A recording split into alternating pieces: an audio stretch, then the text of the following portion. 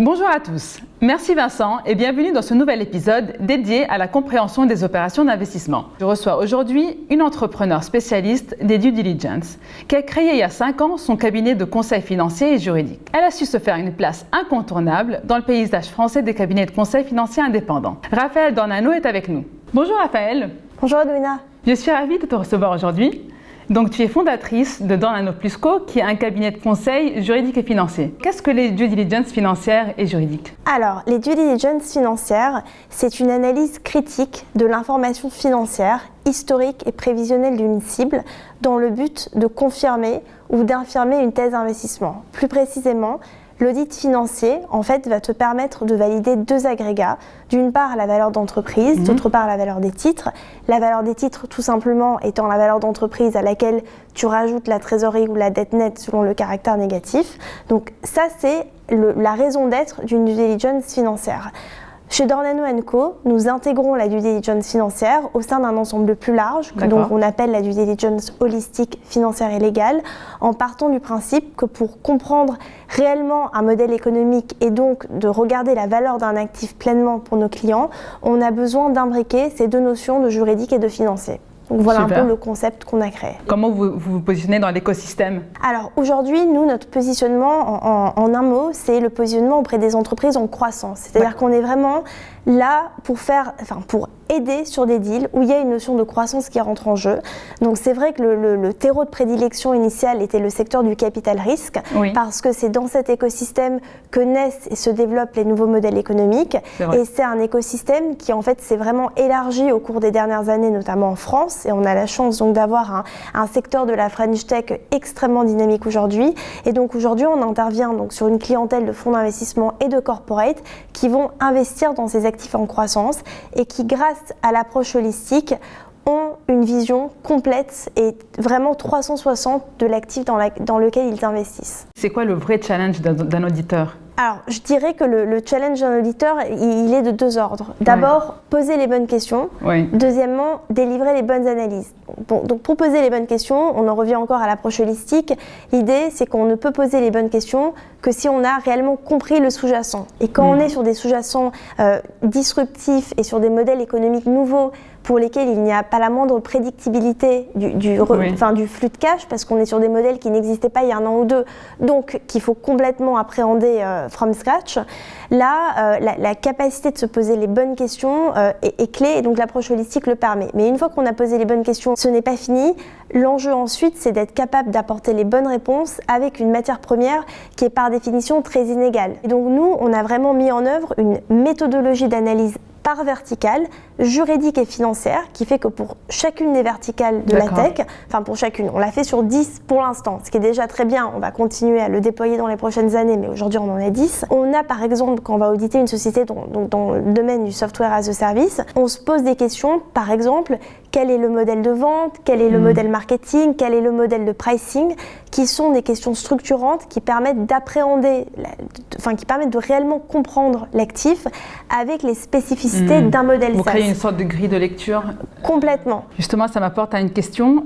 Donc, en fonction de la maturité de la société que tu as amené à auditer et de la nature de l'opération, quels seraient les focus ? Par exemple, si on prend le cas d'une opération d'une société venture, quel sera le focus spécifique sur ce type de société jeune?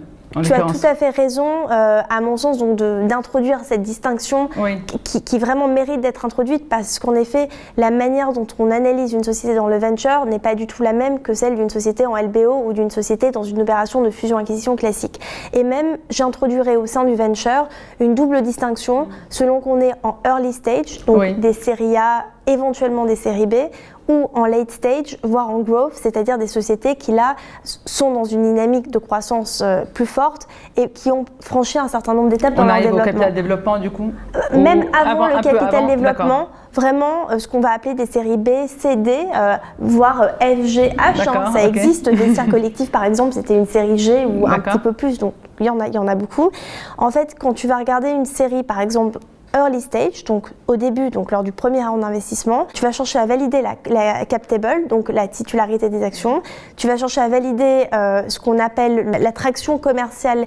Est-ce que la société a fait les preuves de son modèle économique? Est-ce que globalement, elle a trouvé un product market fit? Donc, est-ce que concrètement, il y a des personnes qui payent pour ce que propose la société, bien ou service? Quand tu bascules sur une analyse en série B ou au-delà, tu vas chercher à comprendre ce qu'on appelle en anglais le path to profitability. Donc c'est un terme un peu chic, mais qui consiste à comprendre la trajectoire de rentabilité.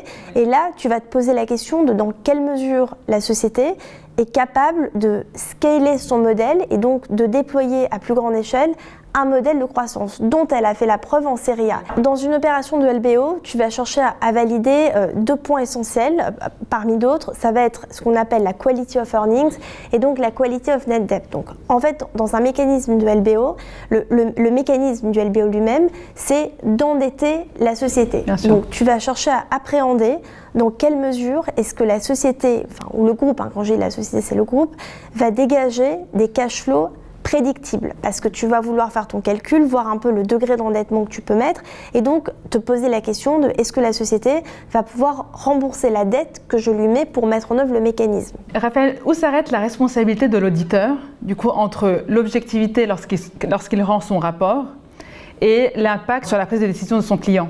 Déjà, peut-être pour repréciser, je ne l'ai pas précisé au début, mais dans la due diligence financière, on est sur une mission qui est contractuelle et pas une mission légale. Le commissaire aux comptes, il a une mission légale. La personne qui fait la due diligence financière, le cabinet, a une responsabilité contractuelle. Donc, notre responsabilité, elle consiste à délivrer une analyse qui est objective.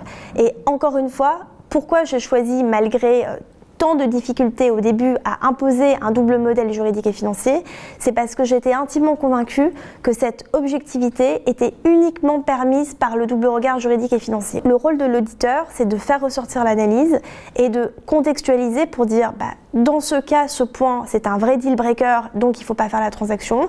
En revanche, dans cette situation, ce point, il n'est pas matériel. Quand bien même il serait matériel, voilà comment on peut le couvrir dans la documentation juridique. Et donc, on passe à la suite. Et donc, ne pas causer faussement des problèmes parce qu'on a trouvé tel et tel point. En fait, l'auditeur, il ne doit pas se mettre en avant. Il est aux côtés de son client. Il n'est pas à la place de son client. Exactement. Pour qu'il puisse faire son choix. Merci beaucoup Raphaël, c'était hyper enrichissant. On va terminer notre interview par l'interview de vérité. On commence? Tu es prête? On commence. Super.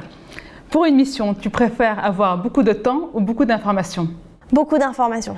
Est-ce qu'on peut te comparer à l'inspection d'hygiène dans un restaurant? Pas franchement.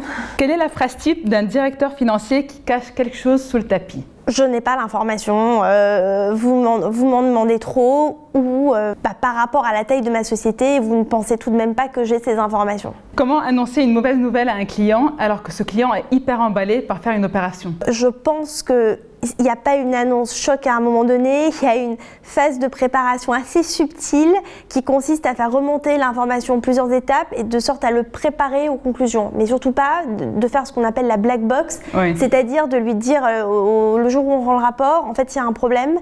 Voilà, il y a tout un travail pédagogique et psychologique.